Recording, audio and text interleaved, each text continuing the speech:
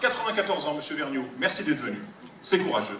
Et le Benjamin, Gabin, 10 ans. Il est où, Gabin? Montre-toi, vas-y, mets-toi debout, mets-toi debout. 10 ans, merci, Gabin. 1988, le pont. Le pont, c'était il y a 30 ans. Le pont, c'est une décision politique qui dit vous n'êtes plus une île, vous êtes une presqu'île et cela vous engage. Le pont, ce sont des droits.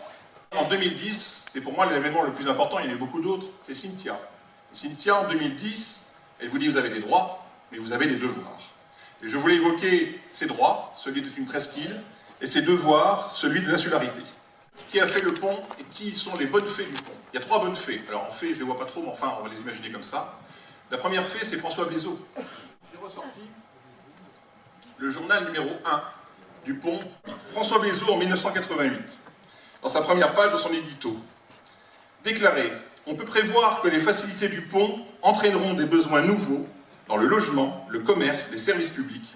Il faudra éviter que ces besoins entraînent des désordres. Pour l'hérité, le pont est un signe de plus de liberté. » Bulletin numéro 1, 1988. À Odo, le domaine. Là où Jean-Pierre Gaillard a connu sa femme la première fois sur la piste de danse. Ici, qui a connu le Domanin? Qui a été au Domanin? Regardez, regardez. Eh ouais, eh ben c'est pour ça qu'on a fermé. Allez. En 1988, il reste 14 000 permanents dans l'île de Ré. Sans le pont, nous serions aujourd'hui 6 000, 7 000, 8 000. D'abord, vous seriez la plupart pas là. Vous ne vivriez pas ici. Vous n'accepteriez pas d'être éloigné d'un hôpital à plus de 2 heures ou 3 heures en attendant un hélicoptère car la tempête ne viendrait pas ou un bateau qui ne passerait pas. D'abord, il n'y aurait plus aussi d'antenne médicale ici. Il n'y aurait pratiquement plus d'école, il n'y aurait certainement plus de collège. Cette salle serait peut-être la seule salle municipale restante au canton sud où on mettrait toutes les personnes qui ont des activités. Pour ceux qui bossent actuellement sur La Rochelle en disant à votre employeur « Oh, j'ai une demi-journée de retard, mais vous savez ce que c'est, le bac avait de retard, j'arrive », vous n'accepteriez pas qu'il n'y ait pas de service, vous auriez beaucoup du mal à avoir obligatoirement une caserne de gendarmerie, vous n'auriez pratiquement plus de pompiers ou quelques volontaires, et vous auriez peut-être 7 000 ou 8 000 habitants. C'est le débat de toutes les îles métropolitaines, et aussi des îles au niveau des dom-toms. Aujourd'hui, on est la 3e île la plus peuplée de France. Je rappelle la Corse, l'île d'Oléron, qui je rappelle a 22 000 à 23 000 habitants, et l'île de Ré. Et ces 3 îles sont dans le même débat.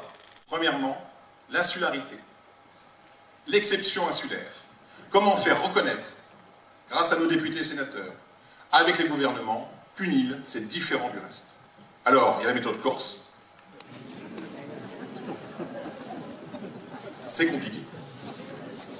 L'île d'Oléron est aujourd'hui dans ce questionnement. Que va-t-on devenir si on ne trouve pas des moyens pour nos solidarités? Toutes les îles qui discutent aussi, ou presque îles, Noirmoutier, les îles Belle-Île, etc. Tout le même débat. Quand on se réunit, quand on se voit, c'est les mêmes débats. Comment fait-on pour rester et y vivre? Ah, faire une île touristique à 200% avec des résidences, c'est pas compliqué.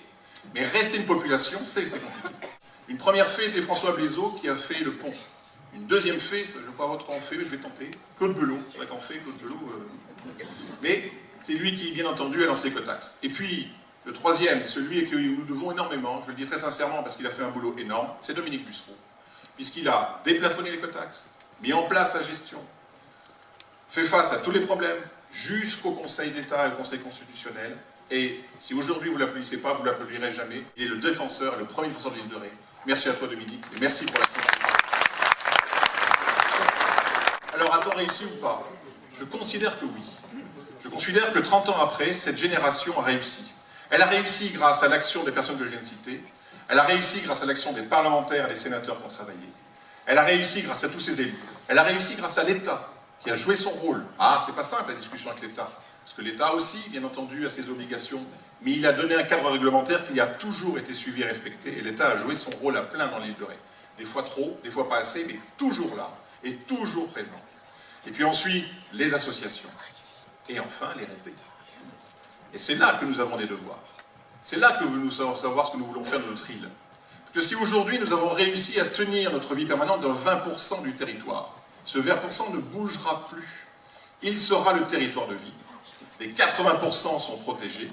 Est-ce que nous avons la capacité à continuer à vivre dans ce territoire? Et est-ce que nous avons mis les moyens en œuvre?